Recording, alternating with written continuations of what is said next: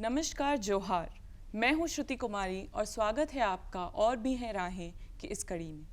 दूरदर्शन के इस खास कार्यक्रम में हम आपको करियर से जुड़ी सारी बातें बतलाते हैं।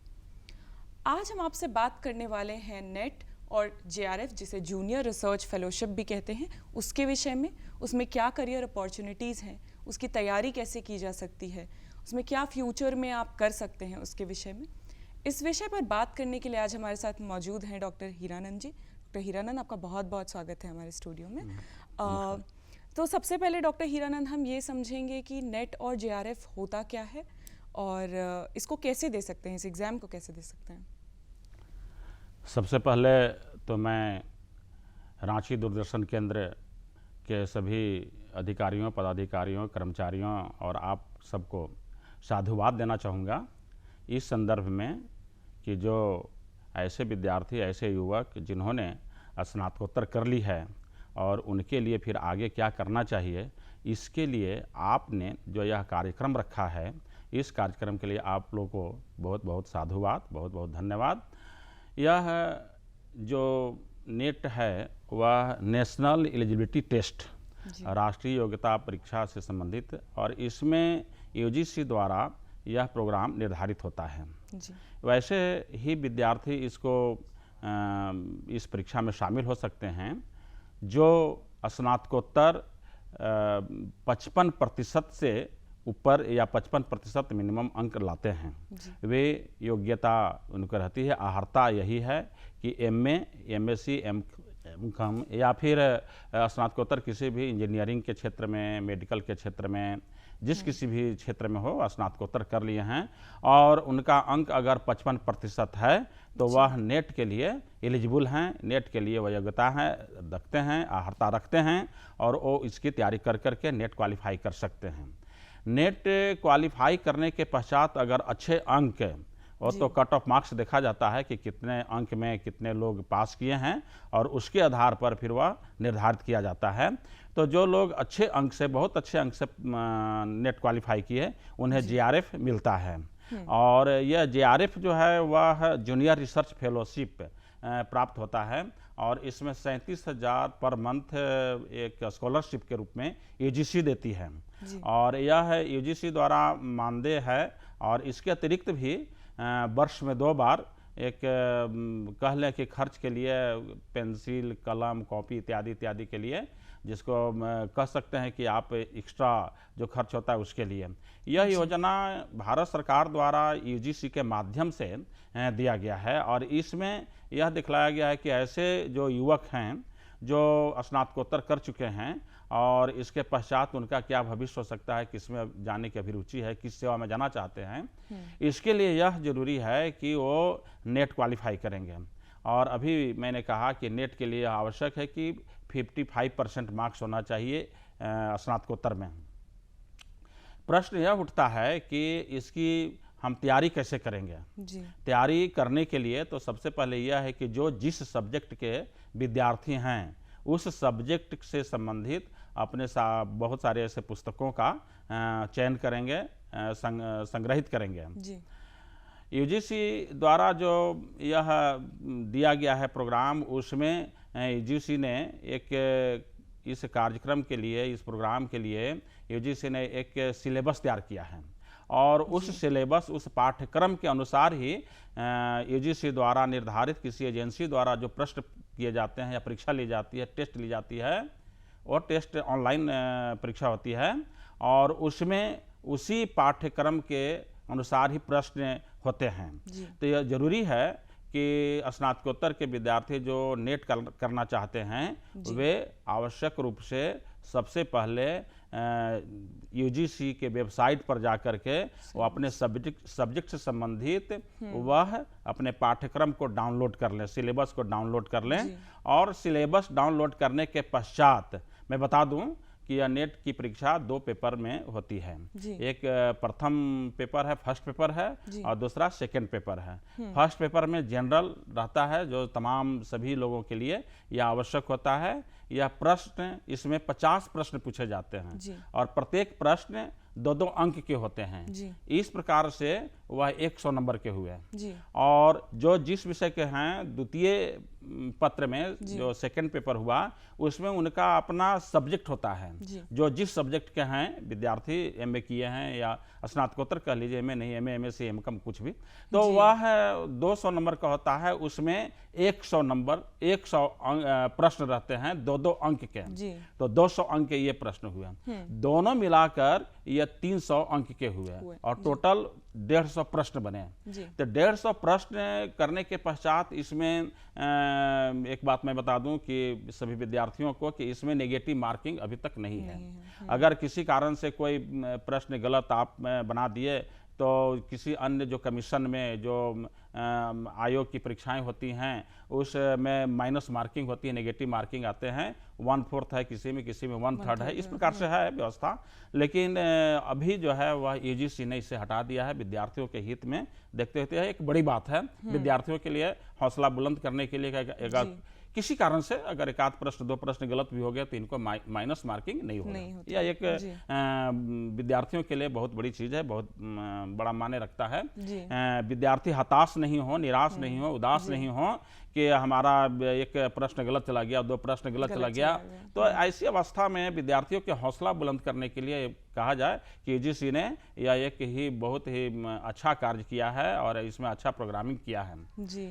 जिस सब्जेक्ट के जो विद्यार्थी हैं उस सब्जेक्ट से प्रथम पत्र तो सबके लिए सामान्य है, जनरल है। तो सर किस प्रकार के सवाल होते हैं जो प्रथम पत्र की आप बात कर रहे हैं? प्रथम पत्र में जो प्रश्न होते हैं आमतौर पर पर्यावरण से संबंधित, समसामयिक घटनाओं से संबंधित, कुछ विषय से भी रहते हैं, लेकिन अधिकतर जो है वह लेटेस्ट विद्यार्थी जो अप टू डेट है या नहीं है, इसके लिए वह जिस तरह से यूपीएससी के ये परीक्षाओं में जो होते हैं या बीपीएससी, जेपीएससी, जिस कमीशन से हो, जिस लोक आयोग सेवा आयोग से हो, उन सेवा आयोग में जिस प्रकार के प्रश्न रहते हैं उसी प्रकार के प्रथम पत्र में भी रहते हैं। कुछ अंतर यह रहता है कि जैसे कुछ प्रश्न पूछ दिया इकोनॉमिक्स से, तो कुछ प्रश्न 1-2 प्रश्न कर दिया पॉलिटिकल साइंस से, कुछ हिंदी से, कुछ इंग्लिश से भी, कुछ एकदम सामान्य रहते हैं जो आमतौर पर वो आदमी जानता ही जानता है। कुछ कठिन प्रश्न भी रहते हैं, लेकिन कठिन प्रश्न उसे कहेंगे जो नहीं पढ़े होंगे उनके लिए। लेकिन जो पढ़े हैं उनके लिए कठिन क्या है? उनके लिए कोई कठिन नहीं है, उनके लिए तो सरल है, चाहे वह किसी प्रकार का प्रश्न करें। अब उसमें भी सिलेबस है। प्रथम पत्र में भी, फर्स्ट पेपर में भी यूजीसी द्वारा वह सिलेबस है। उस सिलेबस को डाउनलोड कर लें विद्यार्थी और डाउनलोड करने के बाद उसकी अपनी तैयारी करें प्रथम पत्र की। प्रथम पत्र जो होता है वो जनरल होता है, सामान्य होता है, सबके लिए है। सबके लिए परीक्षाएं अलग अलग जैसे जैसे संख्या रहती है वैसे कई चरणों में परीक्षा होती है। जिस तरह से आज के संदर्भ में कह सकते प्रासंगिक है कि आज के चरणों, आज के जो चुनाव हो रहे हैं चरणों में हो रहे हैं, अधिक मतदाता होने के कारण उसी पर अधिक संख्या में जब विद्यार्थी हो जाते हैं तो कई चरणों में परीक्षा होती है। अगर विद्यार्थियों की संख्या जो प्रतियोगिता में भाग लेने वाले विद्यार्थी हैं उनकी अगर संख्या कम है तब ऐसी अवस्था में 1 दिन ही परीक्षा होती है, और अगर बहुत अधिक संख्या तो 2 दिन, 3 दिन, 4 दिन, इस तरह से अपनी सुविधा के अनुसार वह एजेंसी करती है और इसके पश्चात परीक्षा लेती है। मैं बता रहा था कि प्रथम पत्र में जो आप यूजीसी से डाउनलोड कर करके सिलेबस और उसको आप कई किताबों को संग्रहण कर करके और वहां से टॉपिक्स निकालें ये क्या क्या है। जैसा कि अभी मैंने कहा कि समसामयिक होना चाहिए। अभी घटनाएं जो है अप टू डेट, जिसको विद्यार्थी अप टू डेट है या नहीं, करंट अफेयर्स उसे है कि नहीं, इससे संबंधित प्रश्न रहते हैं और पर्यावरण से संबंधित रहते हैं। अभी जो चल रहा है यह अलग है कि ज्वलंत उदाहरण यह भी कि कोरोना अभी 2 साल पहले, 2.5 साल हुआ, तो कोरोना से संबंधित भी प्रश्न उसमें रहता है, पूछ देता है कि कोरोना वायरस कहाँ से उत्पन्न हुआ और उसमें 4 विकल्प रहते हैं, एक विकल्प को चुनना होता है। तो इसी प्रकार से बहुत सारे ऐसे प्रश्न बनते हैं, उन प्रश्नों का उत्तर चयन करना पड़ता है। अगर जो विद्यार्थी अप टू डेट रहेगा आज के संदर्भ में, वह अगर लड़का पढ़ा लिखा है तो वह उसे हल कर लेगा, अगर नहीं पढ़ा है तो वह संभव नहीं है। फिर द्वितीय पत्र में जो जिसका जो सब्जेक्ट है, तो उसके लिए द्वितीय पत्र के लिए उसका अपना एकदम 200 नंबर का, उसको तो मास्टर डिग्री प्राप्त किया है उस सब्जेक्ट पर, निश्चित रूप से उसका मास्टर का कमांड रहना चाहिए, उसका सब्जेक्ट का ज्ञान होना चाहिए। फिर भी यूजीसी ने एक लिमिट कर दिया है, एक सीमित कर दिया है और सीमांकन में बांध कर करके इतना ही प्रश्नों से, इतना ही चैप्टर से, इतना ही सिलेबस से आपको प्रश्न पूछे जाएंगे। हिंदी अथाह सागर, कोई भी सब्जेक्ट अथाह सागर, इकोनॉमिक्स को ले, पॉलिटिकल साइंस, साइकोलॉजी या फिजिक्स, केमिस्ट्री, जियोलॉजी, जो भी है, जितने भी विषय हैं वो सब अथाह सागर हैं। अब अथाह सागर में से कहां से कौन सा प्रश्न कोई कर देगा, कहना मुश्किल है। यह सत्य है कि हाँ, तब है कि अगर 10 प्रश्न करता है तो 8 प्रश्न का उत्तर जानना ही जानना चाहिए। इसलिए कि आपने मास्टर डिग्री प्राप्त की है। तब मास्टर डिग्री प्राप्त की है, इसका मतलब हुआ क्या कि उस सब्जेक्ट में आपका कमांड है, उस सब्जेक्ट में आपका चतुर्दिक दिशाओं से जहां कहीं से भी आप वो प्रश्न करें तो 10 प्रश्नों में से 8-9 प्रश्नों का उत्तर जानना चाहिए। 1-2 प्रश्न नहीं जान गए किसी कारण से, अलग बात है, या क्योंकि एक आदमी सभी प्रश्नों का, सभी सब्जेक्ट का ज्ञान ज्ञाता नहीं हो सकता है, मान लिया।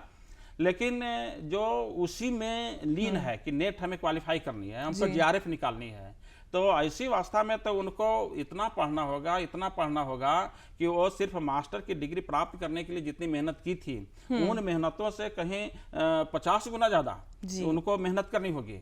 इसलिए कि उन्होंने तो 10-20-50 क्वेश्चन पढ़ करके और एमए कर लिया, यह अलग बात है। और यह भी है कि यह जो परीक्षा होती है, मैं बता दूं, पहले ही बताना चाहिए था कि यूजीसी का जो यह प्रोग्राम है यह पूरे भारतवर्ष में होता है। किसी ये स्टेट लेवल पर नहीं है, राज्य लेवल पर नहीं है, बिहार या झारखंड, उत्तर प्रदेश या हरियाणा नहीं है, बल्कि पूरे भारतवर्ष का है। और यह भारतवर्ष में दिल्ली यूनिवर्सिटी में, जेएनयू यूनिवर्सिटी में, बीएचयू यूनिवर्सिटी में, शांति निकेतन में क्या सिलेबस है, अलग अलग यूनिवर्सिटीज में अलग अलग सिलेबस है। रांची विश्वविद्यालय में, विनोबा भावे विश्वविद्यालय में, झारखंड के जितने भी विश्वविद्यालय हैं, समता है थोड़ी, लेकिन हम देखते हैं कि जेएनयू का जो सिलेबस है वो हमारे यहाँ जो सिलेबस है उसके यहाँ नहीं है। नहीं, तो उनका जो सिलेबस का जो पाठ्यक्रम, यद्यपि यही मान रख करके कि यूजीसी के द्वारा जो मापदंड है उसके अनुसार ही सिलेबस बनाए विभागीय विश्वविद्यालय ने दिया है, और सभी हम लोगों ने उसी तरह से सिलेबस बनाया भी है। लेकिन उस सिलेबस के अतिरिक्त भी कुछ अगर कहीं दूसरे जाना, कि जैसे मान लीजिए कि हम झारखंड के हैं, तो झारखंड में रांची के संबंध में राधा कृष्णन के बारे में नहीं जानते जेएनयू वाले।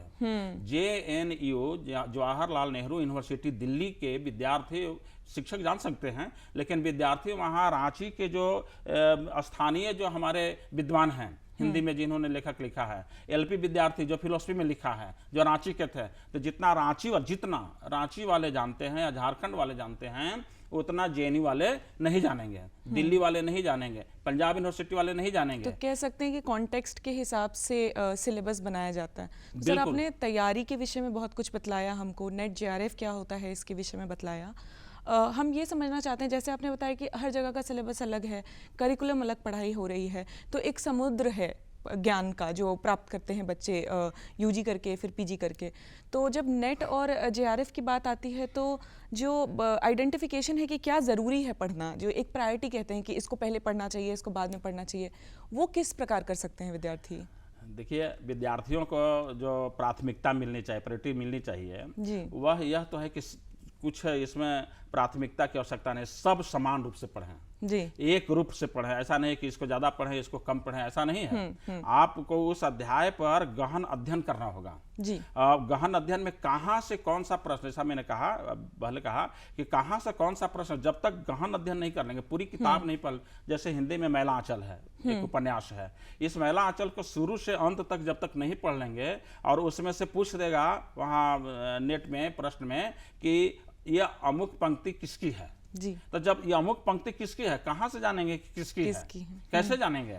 अब गोदान उपन्यास है, उसमें एक पंक्ति पूछ देगा कि ये पंक्ति, निम्नलिखित पंक्ति किसकी है, और उसमें से 4 विकल्प दे देगा। तो जब तक गहन अध्ययन नहीं कर लेंगे कि गोदान में यह कथन या उक्ति अमुक ने अमुक समय में कहा है, यह कब होगा? जब गोदान को शुरू से लेकर अंत तक पढ़ लेंगे। ऐसा नहीं है कि थोड़ा सा पढ़ लिए सारांश रूप में, भावार्थ रूप में पढ़ लिए, तो उससे पता नहीं चलेगा। इसलिए प्राथमिकता के आधार पर अगर गोदान सिलेबस में है, यूजीसी के सिलेबस में गोदान है, मैला आंचल है, और नाटक भी है, बहुत सारे हैं, तो मैं ये बता दूं कि जो सिलेबस में है उस किताब को शुरू से अंत तक, बहुत ज्यादा नहीं है, 12 उपन्यास हैं, 12 नाटक हैं, 12 निबंध हैं, तो इन 12 निबंध को पढ़ लेना है, 12 उपन्यास को पढ़ लेना है। हाँ, तो हिंदी की बात मैं कर रहा हूँ। तो हिंदी में 12 उपन्यास पढ़ लेंगे तो उसमें से जहां से भी कोई प्रश्न कर देगा तो उसको बता देंगे। इसी प्रकार से फिजिक्स में भी होगा, इसी प्रकार से केमिस्ट्री में भी होगा, साइकोलॉजी में भी होगा। तो जो पुस्तक कह लें कि जो चैप्टर आपका निर्धारित है पाठ्यक्रम में यूजीसी का, तो उसमें उसको अध्ययन करना होगा शुरू से अंत तक। ऐसा नहीं है कि एक पहले पढ़ लिए फिर बाद में पढ़ लिए, बीच में छोड़ दिए, तो बीच से ही अगर कहीं प्रश्न आ गया तो फिर तो दिक्कत हो जाएगी। तो ऐसी अवस्था में ठीक नहीं होगा। तो विद्यार्थियों को मैं आपके इस दूरदर्शन केंद्र के से मैं यह कहना चाहूँगा विद्यार्थियों कि आप अगर जो सिलेबस है उस सिलेबस को आप नज़रअंदाज करके नहीं पढ़ें कि यह तो छोटा चैप्टर है, ऐसा नहीं माने। उस चैप्टर को भी आप ऐसा नहीं कहें कि ये चैप्टर है तो इसको प्राथमिकता दें और ये चैप्टर थोड़ा छोटा है या ये चैप्टर बहुत माने नहीं रखता, ऐसा नहीं है। प्रश्न कहीं से भी पूछ देगा, तो इसलिए आप सबको समान रूप से देख करके पढ़ें। और यह तय है कि प्रथम फर्स्ट पेपर और सेकंड पेपर दोनों पेपर को मिला करके ही रिजल्ट आउट होते हैं, रिजल्ट बनाए जाते हैं। इसलिए फर्स्ट पेपर को भी आप उतना ही मेहनत से, सेकंड पेपर तो आपका है, सेकंड पेपर तो आप जिस विषय के हैं उस विषय का है, तो उस विषय में तो आपकी गहनता है ही, लेकिन फर्स्ट पेपर में भी जो सिलेबस है आपके पर्यावरण से संबंधित जो अप टू डेट, जैसा मैंने कहा, तो उन सबों को भी जो उप अध्याय हैं, सब चैप्टर्स हैं, उनको गहन अध्ययन कर लेना चाहिए। कुछ ऐसे भी सवाल आते हैं जो कल घटित घटना हुई है, तो इसके लिए तो आपका न्यूज चैनल है, तरह तरह के पत्र पत्रिकाएं हैं, उन सभी पत्र पत्रिकाओं के माध्यम से नॉलेज ग्रहण करना चाहिए और उसकी जानकारी रखनी चाहिए। ये विद्यार्थियों को ये सोचना होगा कि अगर इसमें जाना है तो गहन अध्ययन करना होगा जी। तो सर आपने बहुत कुछ हमको बतलाया कि ये सारी चीज़ें हैं जो बच्चों को करनी चाहिए, इस तरीके तैयारी करनी चाहिए। आपने बताया कि पूरा उपन्यास पढ़ना चाहिए, कहीं से भी कोई भी पंक्ति आ सकती है। तो ये जो है ना, ये बहुत कह सकते हैं कि बहुत टाइम कंज्यूमिंग चीज़ है, बहुत मेहनत करनी पड़ेगी इसके प्रति। तो टाइम मैनेजमेंट समझना चाहती हूँ मैं। कुछ लोग क्या होते हैं कि नौकरी करते हुए करने की कोशिश करते हैं नेट जेआरएफ की, कुछ लोग घर में बैठ के करने की कोशिश करते हैं। तो बच्चे टाइम मैनेजमेंट कैसे कर सकते हैं? कितने घंटे आवश्यक हैं इसमें देने के लिए कि इतने घंटे हमें पढ़ना चाहिए? किस प्रकार ये तय कर सकते हैं बच्चे? इसमें 2-3 प्रश्न आपके हैं जी। 2-3 प्रश्न ये हैं कि कोई नौकरी कर रहा है वो कैसे नेट की तैयारी करे। जी। और दूसरा प्रश्न ये हो गया कि जो लड़का नेट क्वालिफाई करना अभी विद्यार्थी निकला है वो कैसे क्वालिफाई करे। तो सबसे पहले तो जेआरएफ के लिए उम्र निर्धारित है जी। जो नौकरी कर रहे होते हैं उनके लिए वो देख लें कि मैं जेआरएफ निकाल सकता हूं या नहीं। नेट क्वालिफाई तो करेंगे ही करेंगे, लेकिन अलग अलग है उसमें क्राइटेरिया, कई क्राइटेरिया बटे हुए हैं। तो वो आपने देख लें कि मैं किस कोटि में आता हूं और मेरे लिए उम्र सीमा क्या है उसके लिए है। तो अगर उम्र सीमा के अंतर्गत हैं तो उनको जेआरएफ मिल सकता है। अगर उस नौकरी से संतुष्ट नहीं है, जेआरएफ करना, रिसर्च करना चाहते हैं तो आ सकते हैं। हाँ, तैयारी के संदर्भ में यह है कि समय का बंटवारा हम कैसे करेंगे, समय किस सब्जेक्ट पर कितना अधिक समय देंगे। तो ये ऐसा है कि प्रथम पत्र में जो आपका 10 इकाइयां हैं और द्वितीय पत्र में भी 10 इकाइयां हैं प्रायः सभी सब्जेक्ट्स में। 1-2 सब्जेक्ट में हो सकता है 11 हो, किसी में 9 हो, तो उसकी बात नहीं है। सामान्य तौर पर मैं बता दूं कि 10-10 दोनों इकाइयां हैं दोनों में, और एक है 200 नंबर का, एक है 100 नंबर का। तो निश्चित रूप से 200 नंबर का जो है 200 अंक का जो है उसके लिए अधिक समय देंगे, और जो 100 अंक का है उसके लिए कम समय देंगे। ये तो साधारण सी बात है। अब 100 नंबर के लिए हम कौन कौन से कैसे प्रतिदिन निकालेंगे समय? पहले तो मेरा संदेश ये होगा कि जो विद्यार्थी रेगुलर छात्र हैं और एमए में नामांकन हो चुका है, सेमेस्टर 1 पास कर गए, सेमेस्टर 2 में गए हैं, तभी से वो नेट की तैयारी करना शुरू कर दें। सेमेस्टर 2 जैसे ही पास आउट होते हैं, सेमेस्टर 3 में, 3rd में जाते हैं, तो उनके लिए वो नेट का सिलेबस निकाल करके और पढ़ना शुरू करें। उनके लिए 2 फायदे हो जाएंगे। एक तो क्लास कर रहे हैं, रेगुलर हैं, तो वो देख लें कि मेरा यूजीसी में नेट का ये सिलेबस में है और यहाँ एमए की पढ़ाई हो रही है, उस सिलेबस के अनुसार हो रही है, तो चैप्टर मिल रहे हैं, तो गहन अध्ययन हो जाएगा, डबल फायदा हो जाएगा। एक तो क्लास में भी हो जाएगा और दूसरा तो ये उनके लिए यह है कि जैसे सेमेस्टर 3rd में जाते हैं उनके पास 1 साल समय बच जाता है। सेमेस्टर 3rd और 4th 6 महीने का ये होता है, सेमेस्टर वाइज होता है। अब ऐसी अवस्था में उनके लिए यह जरूरी है कि वो अपने आप को अप टू डेट करते हुए, प्रथम पत्र की बात अलग है, मैं द्वितीय पत्र की बात कर रहा हूँ। जी। तो ये जो द्वितीय पत्र में जो उनका जो सिलेबस के अनुसार क्लास में पढ़ाई हो रही है, अब जैसे मान लीजिए मैंने एक उदाहरण दिया था गोदान के लिए, तो गोदान वहां भी पढ़ाई हो रही है, आपके सिलेबस यूजीसी में नेट के लिए भी है, तो डबल फायदा हो जाएंगे। गोदान में गहराई से भी पढ़ेंगे, अगर उन पहले से ही वो प्रिपेयर्ड रहेंगे, पहले से तैयार रहेंगे कि मुझे नेट क्वालिफाई करना है, तो वो इस वर्ष का दे और रहना भी चाहिए। मेरा संदेश होगा कि आप जैसे ही सेमेस्टर 3 में जाते हैं तो यूजीसी का आप सिलेबस लें और उसके अनुसार आपके कोर्स में जहां पढ़ाई हो रही हो, जिस कॉलेज में पढ़ रहे हैं, जिस महाविद्यालय या विश्वविद्यालय में पढ़ रहे हैं, वहां पर डिपार्टमेंट में भी उससे संबंधित प्रश्न करें। ये मेरा होगा सुझाव। जहां तक समय बंटवारा की बात है तो निश्चित रूप से प्रथम पत्र में समय थोड़ा कम दें, क्योंकि ये 100 नंबर का है, द्वितीय पत्र आपका 200 नंबर का है, तो उसमें अब देखिए प्रत्येक विद्यार्थी तो अपने अपने ढंग से पढ़ता है, कोई दिन में पढ़ता है, कोई रात में पढ़ता है, कोई भोर में पढ़ता है, कोई शाम को पढ़ता है, अपनी अपनी उसकी अपनी इच्छाएं हैं पढ़ने की, तो वो अपनी इच्छा के अनुसार पढ़ने में उसकी अभिरुचि कब जगती है उस पर वो निर्भर करेंगे। और कोई लड़का ऐसा होता है कि रट्टू मल होता है तो पढ़ते रहता है 24 घंटा, वैसा नहीं होना चाहिए। आप 1 घंटा पढ़ें या 2 घंटा पढ़ें या 4 घंटा पढ़ें, उससे पढ़ करके आप क्या ग्रहण किए, क्या याद किए, आपकी यादगारी कितनी हुई, आपकी जानकारी कितनी मिली, इस पर निर्भर करता है। कोई लड़का 2 घंटा पढ़ करके बहुत जानकारी प्राप्त कर लेता है, कोई लड़का 4 घंटे पढ़ करके भी उतनी जानकारी नहीं प्राप्त कर पाता है, ज्ञान नहीं प्राप्त कर पाता है। तो उसके तो अपनी अपनी उसकी प्रतिभा पर, उसके टैलेंट पर निर्भर करता है। उसके लिए तो हम लोग कुछ नहीं कर सकते हैं। हाँ, टैलेंट बढ़ाएं, प्रतिभा उनमें है, खुलेआम आना चाहिए, तो उस टैलेंट जो है वह प्रतिभा है वह खुल करके आएगी। और उसके उनका एक ही मात्र लक्ष्य होना चाहिए अर्जुन जैसा, कि उनका भेदना है, आंख को भेदना है तो आंख ही नजर आ रहा है। नेट अगर क्वालिफाई करना है तो सिर्फ और सिर्फ नेट पर ही उनका फोकस होना चाहिए। और नेट में भी अगर उनकी उम्र अच्छी है, कम है मतलब, तो वो जेआरएफ के लिए तैयारी करें। जेआरएफ के लिए निश्चित रूप से अधिक अंक लाएंगे तो उनको जेआरएफ मिल जाएगा। और ऐसे जो रेगुलर विद्यार्थी हैं उनके लिए 2 वर्ष के, जैसा अभी मैंने कहा कि 2 वर्ष के लिए जेआरएफ होता है, 2 वर्ष के बाद उनको प्रोन्नत मिलता है, प्रमोशन हो जाता है और एसआरएफ में चल जाते हैं, तो उसमें 7,000 रुपए बढ़ जाते हैं। अभी 37 मिल रहा है तो 37 और 7 44,000 पर मंथ मिलने लगेंगे। तो एसआरएफ का मतलब हुआ सीनियर रिसर्च फेलोशिप। तो यह जो एसआरएफ जब चले जाएंगे तो उनके लिए शोध कार्यक्रम करेंगे, शोध कार्य करते करते वो 2 फायदे होंगे इनके लिए।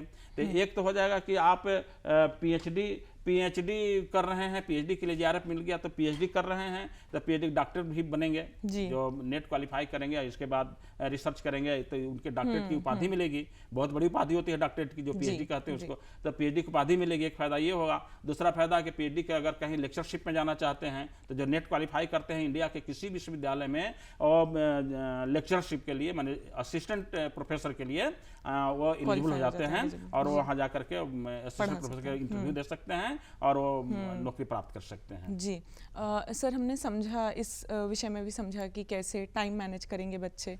आपने थोड़ा हमें इस पे बतलाया कि आगे डॉक्टर का जो उपाधि है वो मिल जाता है बच्चों को रिसर्च करके। मैं थोड़ा ये समझना चाह रही थी इस संदर्भ में कि प्रश्न पत्र सॉल्व करते हैं बच्चे, पिछले साल के प्रश्न पत्र सॉल्व करते हैं, मॉक टेस्ट देते हैं, इसका क्या रोल होता है तैयारी में और कितना ज़रूरी है ये? देखिए, पैटर्न तो मिल ही जाता है कि गत वर्ष किस आधार पर वो प्रश्न पूछे गए थे जी। तो उससे बच्चों को तो मिल ही जाता है कि हाँ इस प्रकार के प्रश्न पूछे गए थे, इस प्रकार के इस बार पूछेंगे ही, सिलेबस के अनुसार पूछेंगे ही। तो लास्ट ईयर का अगर क्वेश्चन देख लेते हैं, या कोई जरूरी नहीं है कि लास्ट जो चांस ईयर नहीं बोलिए, चांस बोलिए, लास्ट चांस जो परीक्षा, क्योंकि वर्ष में 2 बार परीक्षा होती है, जून और दिसंबर में, तो अब 1-2 महीना आगे पीछे भी हो सकता है कि हो परीक्षा, लेकिन टेस्ट होता है, प्रावधान दिया गया है यूजीसी का कि वर्ष में 2 बार होंगे, जून और दिसंबर में। तो अगर लास्ट चांस में जो परीक्षा हुई और उसका प्रश्न को अपने लेकर के उन्होंने देखा और उसी के आधार पर और कौन कौन से प्रश्न बनते हैं, स्वतः प्रश्न बना सकते हैं जी। वो खुद प्रश्न बनाए कि हाँ ऐसे ऐसे जो है वो प्रश्न है, प्रश्न आप किताब से पढ़ रहे हैं तो इस आधार पर और क्या प्रश्न बन सकते हैं। कोई एक प्रश्न है तो उसका दूसरा और प्रश्न क्या बन सकता है, उसका विपरीत क्या बन सकता है, उसका समतुल्य क्या बन सकता है, ये प्रकार के 10 प्रश्न बना लें। और वही जरूरी है कि इसी 10 प्रश्न में से 2-3 प्रश्न उनको टेली कर जाएंगे, मिल जाएंगे उसी से। तो ये विद्यार्थियों को यह सोचना चाहिए कि लास्ट ईयर का जो क्वेश्चन है, लास्ट चांस का जो क्वेश्चन है, उसका वर्ष देख लें और फिर उसी के आधार पर तैयारी भी करें। जी। मैं एक और प्रश्न पूछना चाह रही थी, समझना चाह रही थी कि कई बार क्या होता है, बच्चे बहुत कुछ पढ़ लेते हैं, बहुत कुछ समझ लेते हैं, देख लेते हैं, पर उनको पता नहीं होता है कि वो एग्ज़ाम के लिए प्रिपेयर हो गए हैं या अभी बहुत दूरी बाकी है। तो ये कैसे समझ सकते हैं कि एग्ज़ाम के लिए प्रिपेयर इसको हैं? समझने के लिए तो ग्रुप डिस्कशन है। ग्रुप डिस्कशन, जी। बिल्कुल, ग्रुप डिस्कशन करें अपने मित्रों का। ऐसा नहीं है कि ग्रुप डिस्कशन में इस प्रश्न का हम उत्तर नहीं जानते हैं तो डिमोरलाइज हो जाएं, ऐसा नहीं है, हतोत्साहित नहीं होना है। अपने 4-5 जो मित्र हैं जो नेट की क्वालिफाई कर रहे हैं, ग्रुप रहना जरूरी है। और उसमें देख लिए कि वह 10 बच्चों का या 8 बच्चों का, जितने भी हो सकते हैं, 5-6 बच्चों का एक ग्रुप बना लें और ग्रुप बना करके प्रतिदिन बल्कि डिस्कशन करें जी, प्रश्न से संबंधित। तो प्रश्न करें, दूसरा उत्तर दे, नहीं जानता है तो तीसरा जो जानता है उत्तर देगा। तो उसका फायदा ये होगा कि पढ़ने का मौका अगर नहीं मिला तो वह वो जो प्रश्न उत्तर दिया उससे उनको याद हो गया। तो ये है उसका ग्रुप डिस्कशन है कि हम कितना जानते हैं जी। तो ग्रुप डिस्कशन से ये उसका सोल्व हो सकता है जी। मैं एक आखिरी प्रश्न करना चाह रही थी आपसे कि जब 1 महीने बचते हैं एग्ज़ाम को देने के लिए, तो क्या रिवीजन स्ट्रैटेजी होनी चाहिए बच्चों की? किस तरीके से समझे कि अब तैयारी कैसे बदलेगी और ये 1 महीने के दौरान क्या करना चाहिए बच्चों को? इसमें ऐसा है कि जो प्रतियोगिताएं परीक्षाएं होती हैं, प्रायः सभी के लिए एक ही बात है कि वो जो प्रतियोगिता होती है वो हड़कंप रहता है अंदर कि क्या प्रश्न पूछेगा, क्या प्रश्न पूछेगा। तो एकदम पीसफुल माइंड से वो रहें। 1 महीना पहले एकदम रिलैक्स ले लें, जो पढ़े हैं उसी को थोड़ा उलट पलट के रिवाइज करते रहें।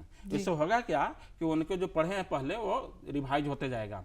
टेंशन नहीं लें, तनाव नहीं लें, किस प्रकार जो प्रश्न आएगा देखा जाएगा। एकदम बिल्कुल ही फ्री माइंड से वो रहें, टेंशन लेने की आवश्यकता नहीं है। 1 महीना बच गया है, 15 दिन बच गया है, अब 10 दिन बच गया है, तो 2 दिन बच गया, तो इसके लिए नहीं है। जितना भी हो सकता है, जितना पढ़ रहे हैं, रेगुलर पढ़ रहे थे पढ़ते रहिए। नए चैप्टर सोचने की आवश्यकता नहीं है, छूने की आवश्यकता नहीं है। जो पढ़ लिए हैं पूर्व में उसी का रिवाइज करते रहें और 1 महीना समय बच गया तो एकदम पीसफुल रहें, एकदम शांत रहें कि जो आएगा देखा जाएगा। डॉक्टर हीरानंद जी, आपने हमें बहुत कुछ बतलाया आज। हमने समझा कि नेट जेआरएफ क्या होता है, इसकी तैयारी कैसे कर सकते हैं, साथ में ये भी जाना कि फ्यूचर में हम नेट जेआरएफ करके क्या अपॉर्चुनिटीज़ हैं जो पा सकते हैं। जैसे असिस्टेंट प्रोफेसर के बारे में डॉक्टर ने बताया कि पूरे भारत देश में हम कहीं भी असिस्टेंट प्रोफेसर की इंटरव्यूज़ दे सकते हैं, लेक्चरशिप ले सकते हैं, बच्चों को पढ़ा सकते हैं। और अगर आप जेआरएफ क्वालिफाई करते हैं, जूनियर रिसर्च फेलोशिप, तो आपको एक स्टाइपेंड भी मिलता है जो आपको रिसर्च में काम आता है। तो इस एपिसोड में हमने बहुत कुछ समझा, नेट जेआरएफ के बारे में जाना। तो अब आप हमें दीजिए इजाज़त। अब हम आपसे मिलेंगे अगली कड़ी में, किसी नए विषय के बारे में जानेंगे। तब तक के लिए जोहार, नमस्कार।